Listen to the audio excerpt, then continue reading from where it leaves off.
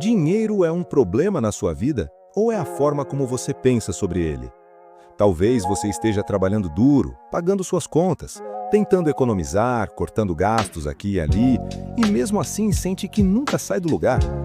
Ou talvez você até esteja ganhando melhor do que antes, mas carrega uma culpa estranha por estar prosperando. Como se ter dinheiro fosse algo que precisasse ser justificado. A verdade é que no Brasil, a relação com o dinheiro é confusa. A gente aprende a desejar prosperidade, mas também a desconfiar dela. Aprende a economizar, mas quase nunca aprende a crescer. Aprende a sobreviver, mas não a expandir. E é exatamente sobre isso que vamos falar hoje. Neste vídeo eu quero te mostrar por que cortar gastos, apesar de importante, não é o que realmente transforma sua vida financeira. Quero falar sobre mentalidade, sobre geração de valor, sobre responsabilidade e sobre o erro silencioso que mantém muita gente presa na mesma realidade por anos. Se você sente que trabalha muito e cresce pouco, se você já se pegou reclamando do sistema, do salário, das circunstâncias, ou se você simplesmente quer entender como sair da lógica da sobrevivência e entrar na lógica do crescimento, fica comigo até o final. Porque talvez o seu problema com dinheiro não esteja na planilha, esteja na mentalidade. Dinheiro no Brasil é uma bagunça, mas não apenas nas planilhas, nos impostos ou nas taxas de juros. A verdadeira bagunça está na cabeça das pessoas. Está na forma como o dinheiro é interpretado, sentido, julgado e comparado. Ele deixa de ser ferramenta e vira símbolo. Símbolo de status, de fracasso, de superioridade, de injustiça, de sorte ou de culpa. E quando algo que deveria ser instrumento vira símbolo moral, começa a confusão. Porque instrumento se usa, símbolo se carrega. E carregar dinheiro como símbolo pesa. Muita gente cresce ouvindo que dinheiro não traz felicidade, mas raramente ouve que falta de dinheiro traz angústia. Cresce ouvindo que rico não presta, mas também aprende que precisa vencer na vida. A mensagem é contraditória desde o início. Deseje prosperar, mas desconfie da prosperidade. Trabalhe para ganhar mais, mas não pareça ambicioso demais. Seja humilde, mas não fracassado. Esse conflito interno cria adultos que querem crescer, mas sabotam o próprio crescimento.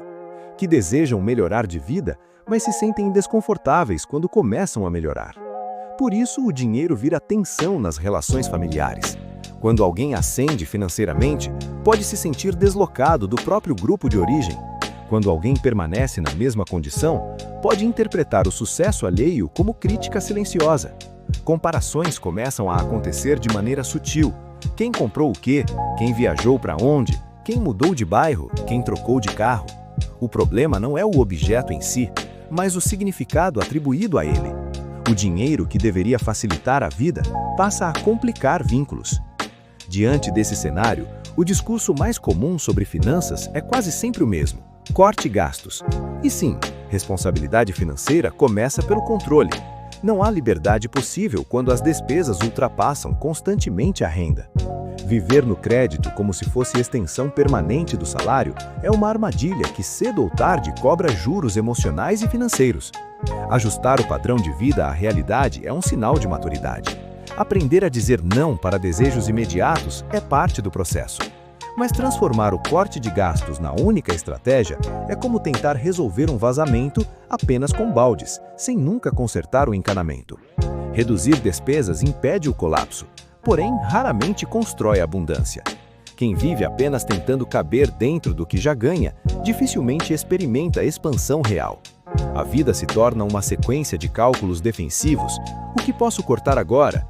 Onde posso economizar mais um pouco? Essa mentalidade de contenção permanente mantém a pessoa ocupada, mas não necessariamente em crescimento. Ela aprende a sobreviver melhor, mas não a prosperar. Prosperar exige outra pergunta: como aumentar minha capacidade de gerar valor? Essa pergunta desloca o foco do corte para a construção. Em vez de olhar apenas para o que sai, você começa a olhar para o que pode entrar.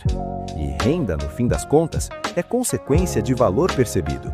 Quanto mais raro, útil ou especializado é o que você oferece, maior tende a ser sua recompensa financeira. Isso significa investir em qualificação, desenvolver habilidades, melhorar comunicação, ampliar rede de contatos, assumir responsabilidades maiores, significa sair da postura passiva de quem espera reajustes e entrar na postura ativa de quem cria oportunidades. É aqui que muitos travam, porque crescer dói, exige enfrentar limitações pessoais, admitir lacunas de conhecimento, estudar quando ninguém está cobrando, trabalhar quando não há aplausos. É muito mais confortável acreditar que o cenário externo é o único responsável pela própria situação financeira. Culpar o governo, o mercado, a crise, a empresa, a família. Todos esses fatores influenciam, sem dúvida, mas quando eles se tornam explicação total, também se tornam desculpa permanente. Outro ponto delicado é a relação moral com o dinheiro. Existe uma tendência cultural de romantizar a escassez e demonizar a riqueza, como se dificuldades financeiras fossem automaticamente sinal de virtude e prosperidade indício de exploração. Essa visão simplista impede uma discussão madura. Dinheiro não transforma alguém em bom ou mal, ele amplia características já existentes. A verdadeira questão é o caráter. Uma pessoa íntegra continuará íntegra ao prosperar. Uma pessoa desonesta continuará desonesta mesmo com pouco. Confundir esses planos gera culpa desnecessária em quem deseja crescer honestamente. Além disso, há o fascínio pelo atalho. A promessa de enriquecimento rápido, de fórmulas secretas, de ganhos exponenciais com mínimo esforço. Essa sedução é compreensível, principalmente em ambientes onde o crescimento parece lento, mas atalhos raramente constroem estruturas sólidas. O que se constrói rápido demais, sem base, costuma ruir com a mesma velocidade. Prosperidade consistente, na maioria dos casos, é resultado de esforço prolongado, disciplina repetida e decisões estratégicas acumuladas ao longo do tempo. Não é glamuroso, não rende manchetes, mas funciona. Mesmo quem possui renda fixa e estabilidade, pode e muitas vezes deveria pensar em expansão. Estabilidade é plataforma, não prisão. Ter previsibilidade de entrada mensal pode permitir planejamento, investimento em novos projetos, desenvolvimento de fontes paralelas de renda. Pequenos passos consistentes podem gerar transformações significativas ao longo dos anos. O problema não costuma ser a ausência total de oportunidades, mas falta de visão para enxergá-las e coragem para testá-las. No fundo, a questão financeira é menos matemática e mais psicológica. Não se trata apenas de números, mas de postura. Você se vê como alguém limitado a administrar escassez ou como alguém capaz de ampliar capacidade? Você encara dificuldades como sentença definitiva ou como obstáculos temporários? Você usa o dinheiro como ferramenta ou o carrega como peso emocional? Organizar a vida financeira exige responsabilidade para não gastar de forma inconsequente. Exige humildade para reconhecer erros e ajustar rotas, mas também exige ambição saudável para querer mais do que mera sobrevivência. Cortar gastos é importante, às vezes indispensável. Contudo, aumentar sua própria competência é o que realmente altera o patamar de vida. No fim das contas, a transformação acontece quando você decide que sua renda não é apenas um número fixo a ser defendido, mas uma reflexão dinâmica da sua capacidade de gerar valor. Quando entende que economizar protege, mas evoluir expande. Quando percebe que prosperar não é traição às suas origens, e sim possibilidade de ampliar impacto, segurança e liberdade. A vida financeira melhora quando você melhora, quando sua mentalidade amadurece, quando sua visão deixa de ser limitada pelo medo ou pela culpa, quando você assume a responsabilidade tanto pelo controle quanto pelo crescimento. E essa mudança não começa na planilha, começa na forma como você enxerga dinheiro, trabalho e a si mesmo. No fim das contas, dinheiro não é apenas uma questão de números, é uma questão de mentalidade. Você pode passar a vida inteira tentando cortar gastos, ajustando planilhas, apertando o cinto e ainda assim continuar preso na mesma realidade.